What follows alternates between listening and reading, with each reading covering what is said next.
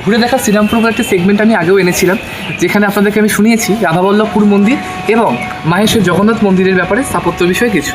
এই সেগমেন্টে ভেবেছিলাম কিছু স্থাপত্য নিয়ে বলবো, যেগুলো শ্রীরামপুরের পুরনো ঐতিহ্যবাহী স্থাপত্য। তার মধ্যে যেটা অন্যতম সেটা হচ্ছে দোলতলা মন্দির,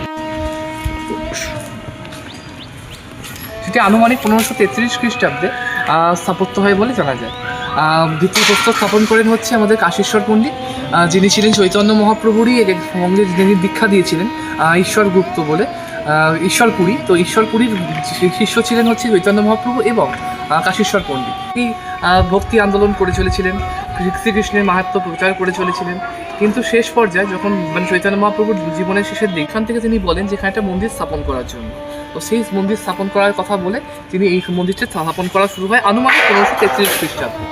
শোনা যায় এখানে নাকি তিনি এসেছিলেন, অর্থাৎ চৈতন্য মহাপ্রভু এখানে এসে তিনি দেখেছিলেন যে ওনার স্ত্রী এবং চৈতন্য মহাপ্রভুর যে মূর্তি এখানে নাকি পুজো করা হচ্ছিল। তো এখানে পুজো করা হচ্ছিল দেখে তিনি খুবই কুপিত হন যে আমার মূর্তি কেন পুজো করা হবে, আমি তো কোনো ঈশ্বর নই, আমি তো ঈশ্বরের ভক্ত মাত্র।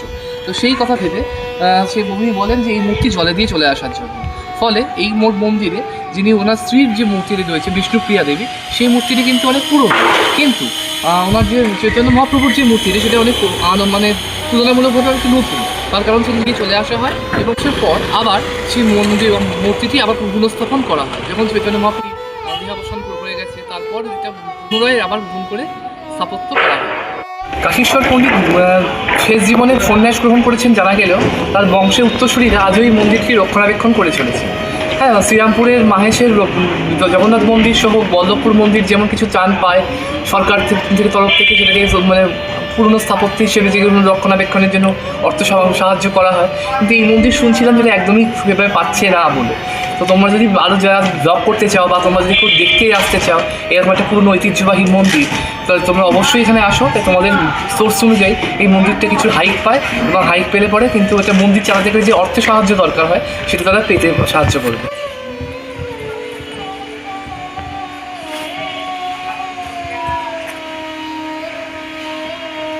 সঙ্গে আমি আরও কয়েকটি স্থাপত্য একসাথে মন্দিরের ভিডিও করছি, তো শেষ পর্যন্ত আমি বলে দেবো কিছু কয়েকটা বইয়ের নামে, যে বইগুলো ফলো করলে পরে তোমরা এই শ্রীরামপুর ইতিহাস সম্পর্কে অনেক কিছু জানতে পারো। নামটা কোথা থেকে এলো, তারপর চাচড়ার ইতিহাস কী, মাহেশের ইতিহাস কী, বল্লভপুরের ইতিহাস কী, এই সমস্ত বিষয়ে কিছু বইয়ের রেফারেন্সও দিয়ে দেবো, যেখান থেকে আমি রিসার্চ করতে সুবিধা হয়েছে, তোমরাও জানতে পারো।